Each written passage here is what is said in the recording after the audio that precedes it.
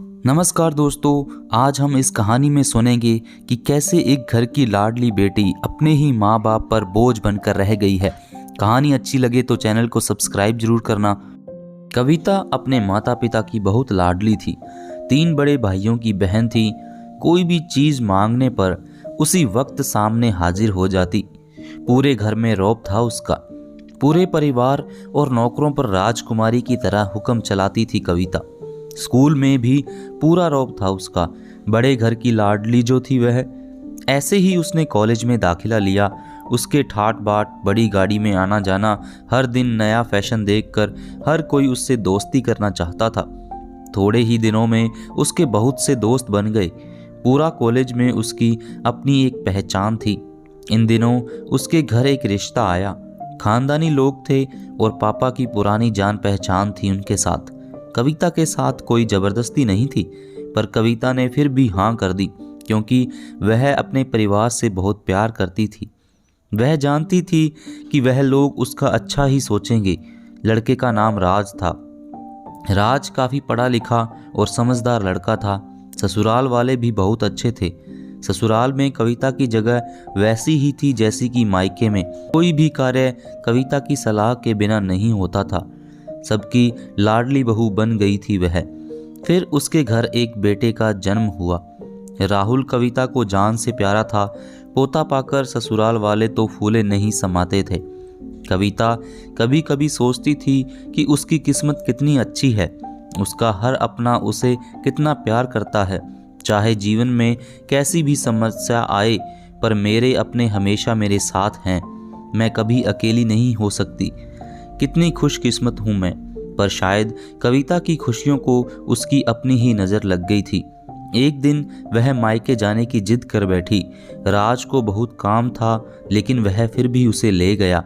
रास्ते में उनकी गाड़ी अन्य गाड़ी से टकरा गई। कविता, राज और राहुल बहुत बुरी तरह से जख्मी हो गए।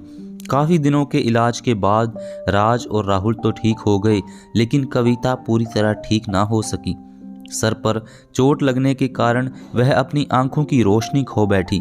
उस कविता की किस्मत जैसे उल्टे पांव चलने लगी। मायके वाले कुछ दिनों तक उसे मिलने आते रहे, फिर कभी कभार फ़ोन ही करके पूछ लेते कि अब कैसी हो। धीरे धीरे ये सिलसिला भी कम हो गया। ससुराल वालों की सहानुभूति भी कम होने लगी। घर में किसी को पास बैठने के लिए कहती तो जवाब मिलता, बहुत काम है, अब तुम भी हाथ नहीं बटा सकती। राज भी चिड़चिड़ा हो गया था। बस राहुल ही था उसके साथ, जिसके साथ हंसते खेलते उसका वक्त गुजरता।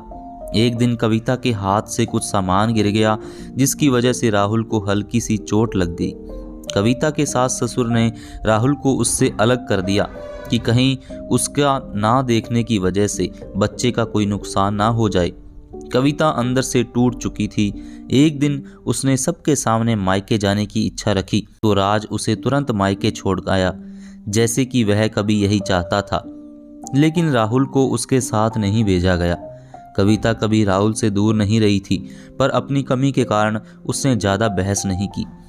कविता को लगा कि वह 3-4 दिन वहाँ रहेगी तो थोड़ा हवा पानी बदल जाएगा, क्योंकि वह कितने दिनों से कहीं भी बाहर नहीं गई थी। घर वाले भी इतने दिनों बाद उसे देखकर कितने खुश होंगे। कविता के घर पहुंचने पर सब लोग बहुत खुश हुए। खाने में सब कुछ कविता की पसंद का ही बना था। उसने अपने मम्मी पापा और भाई भाभियों से दिल खोलकर बातें की। उनके छोटे छोटे बच्चे भी बुआ के साथ घुल मिल गए थे। रात को सोने के वक्त जब वह कपड़े बदलने लगी तो उसे पता चला कि उसका बैग तो बहुत भरा हुआ था। वह सब समझ गई। वह बहुत उदास हो गई।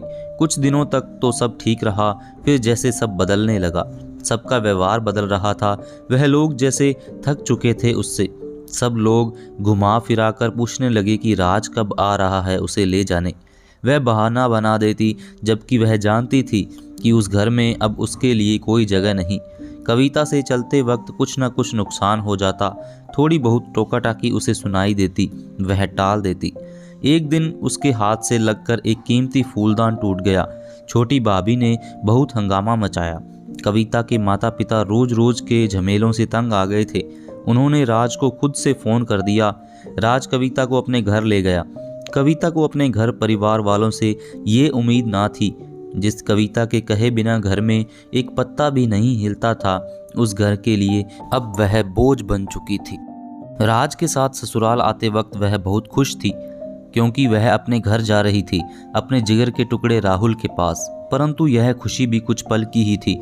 सारा बंदोबस्त पहले ही किया हुआ था। कविता को सीधे ऊपर वाले कमरे में पहुंचा दिया गया। राहुल से दूर रहने की सख्त चेतावनी दी गई। एक काम वाली लता को उसकी जिम्मेदारी सौंपी गई, जो उसके खाने पहनने जैसी ज़रूरतों का ध्यान रखती। कविता ज़्यादातर चुप ही रहती, कभी कभी काम वाली लता से थोड़ा बतिया लेती। उसके जरिए राहुल का पता चला जाता। सबकी लाडली बेटी और बहू सबके लिए लाडली से बोझ बन चुकी थी। दोस्तों, कहानी कैसी लगी कमेंट्स में ज़रूर बताइएगा और चैनल को सब्सक्राइब करना मत भूलना। मिलते हैं अगली नई कहानी के साथ।